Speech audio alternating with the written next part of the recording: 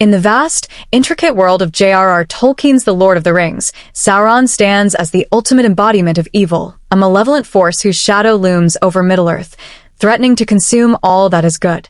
The tale of the One Ring's destruction and Sauron's apparent downfall at the hands of Frodo, Aragorn, and the Fellowship is one of triumph, a victory celebrated across the ages.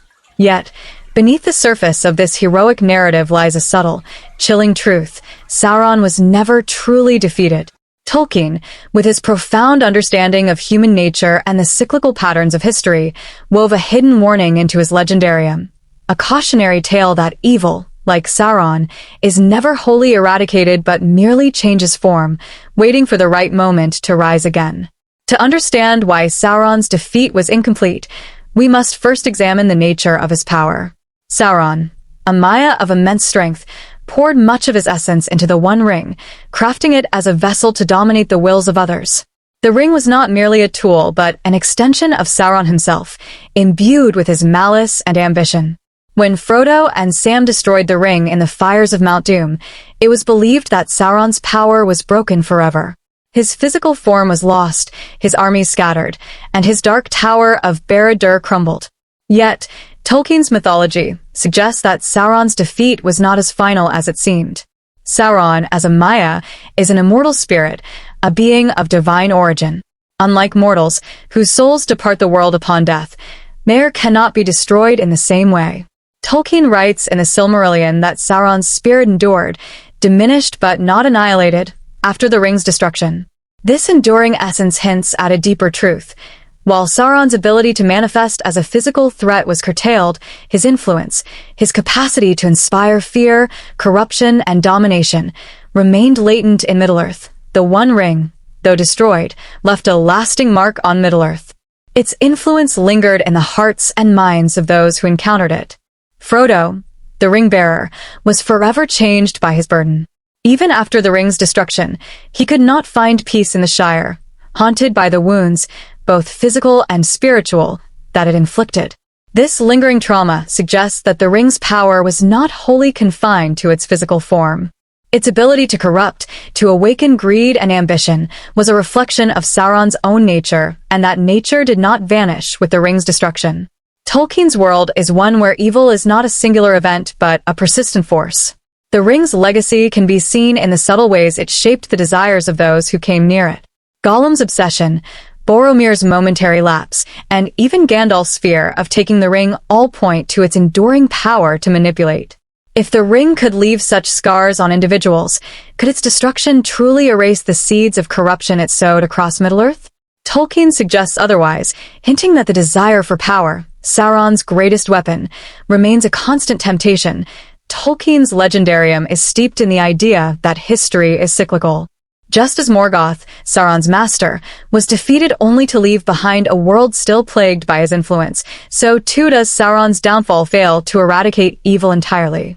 In The Lord of the Rings, Gandalf warns that other evils there are that may come, for Sauron is himself but a servant or emissary. This statement underscores Tolkien's belief that evil is not a single entity, but a recurring force, manifesting in different forms across time. The Fourth Age, which begins after Sauron's defeat, is not free from darkness. Tolkien's writings, including his letters and unfinished works like The New Shadow, suggest that Middle-earth's peace is temporary. In The New Shadow, set in the Fourth Age, a cult of disaffected youth in Gondor begins to dabble in dark rituals, hinting at the re-emergence of malevolent forces. This fragment of a story reveals Tolkien's view that human nature, with its capacity for greed, pride, and division, ensures that evil will always find a way to resurface. Sauron may be gone, but the conditions that allowed him to rise, fear, mistrust, and the lust for power, persist. One of Tolkien's most profound warnings is that evil does not always require a dark lord to thrive. Sauron's greatest strength was his ability to exploit the weaknesses of others. He manipulated the Númenóreans into their downfall, sowed discord among the free peoples, and corrupted even the noblest hearts. After his defeat, these weaknesses remain. The men of Gondor, the elves of Mirkwood, and the dwarves of Erebor all carry the potential for corruption within them. Tolkien's narrative suggests that Sauron's true power was not in his armies or his ring, but in his ability to amplify the flaws inherent in all beings. Consider the fate of Saruman, a wizard who fell to Sauron's influence long before he openly betrayed the Free Peoples. Even after Sauron's defeat, Saruman's petty tyranny in the Shire shows how evil can persist in smaller, more insidious forms. The scouring of the Shire, often overlooked in adaptations, is a critical part of Tolkien's warning. Evil does not always appear as a towering eye or a dark army. It can manifest in greed, oppression, and the erosion of community, as seen in the Shire's temporary fall to Saruman's rule. Tolkien's hidden warning to Middle-earth, and to us, is that the defeat of a great evil does not guarantee lasting peace. The destruction of the One Ring was a victory, but it was not the end of the struggle.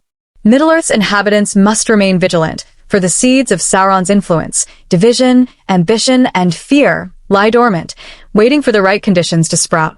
Tolkien, a veteran of World War I and a witness to the rise of totalitarianism in the 20th century, understood that humanity's triumphs are fleeting unless accompanied by wisdom and unity. This warning resonates beyond Middle-earth. Tolkien's world mirrors our own, where victories over oppression or tyranny are often followed by new challenges. The cyclical nature of history, as Tolkien saw it, means that we must constantly guard against the re-emergence of evil, whether it takes the form of a dictator, a destructive ideology, or the quiet corrosion of moral values. Sauron's enduring spirit is a metaphor for this eternal struggle, a reminder that evil is never truly defeated but merely waits for a new opportunity. I am the Lord of the Rings. Sauron's defeat is a moment of hope, a testament to the courage and resilience of the Free Peoples. Yet, Tolkien's genius lies in his refusal to offer a simplistic happy ending.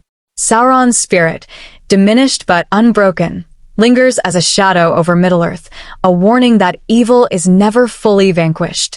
The One Ring may be gone, but its legacy of corruption and the human frailties it exploited remain. Tolkien's hidden message is clear.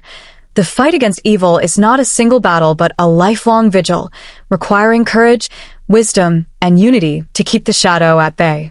As we reflect on Middle-earth's triumphs and failures, we are reminded of our own world's struggles. Sauron's story is not just a fantasy, but a mirror held up to humanity, urging us to confront the darkness within and without. The shadow never truly fades, but neither does the light of hope, provided we choose to carry it forward.